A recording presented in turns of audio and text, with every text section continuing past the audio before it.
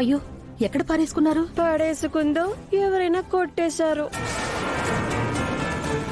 అవును, ఈ బంగారం రేటు పెరిగిపోయాక దొంగతనాలు మరీ ఎక్కువైపోయాయి.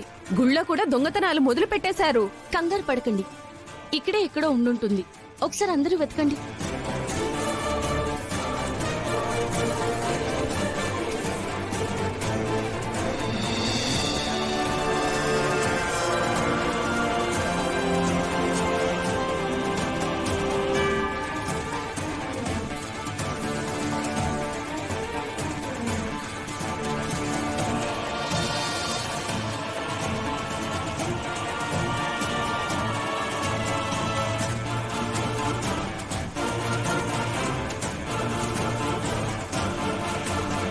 ఏమండి, ఇంక ఈ వెతకడం ఆపండి. మీరు ఎంత వెతికినా ప్రయోజనం ఉండదు. అలా అంటావేంటి? నెక్లెస్ పడిపోయి ఉంటే దొరుకుతుంది. ఏం మాట్లాడుతున్నావే?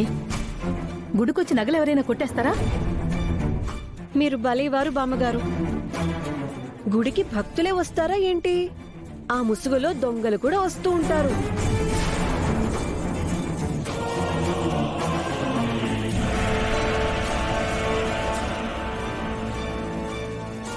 ఏ పల్లవి, ఇందాక ఈ పాపతో ఆడుకుంది నువ్వే కదా? అవునండి. అయితే ఈ పాపతో ఆడుకున్నప్పుడు తన మెళ్ళో నెక్లెస్ ఏమైనా చూసావా? అంతగా గమనించలేదు. ఆహా, బాగుంది.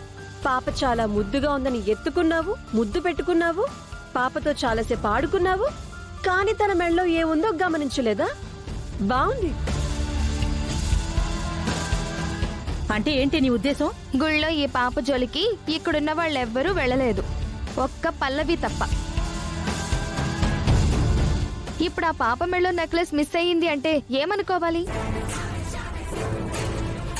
అంటే నెక్లెస్ నేను కొట్టేశానంటున్నావా? అక్షిత, బుద్ధుండే మాట్లాడుతున్నావా? ఫ్రెండ్ దొంగతనం చేస్తుందా? చేసింది అనట్లేదురా, కానీ అవకాశం దానికే ఉంది అని అంటుంది.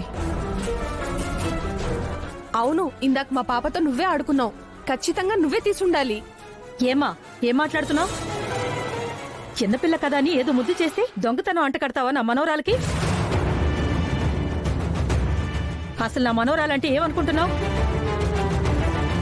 నేను పాపతో ఆడుకున్న మాట నిజమేనండి, కానీ నెక్లెస్ గురించి నాకేం తెలీదు.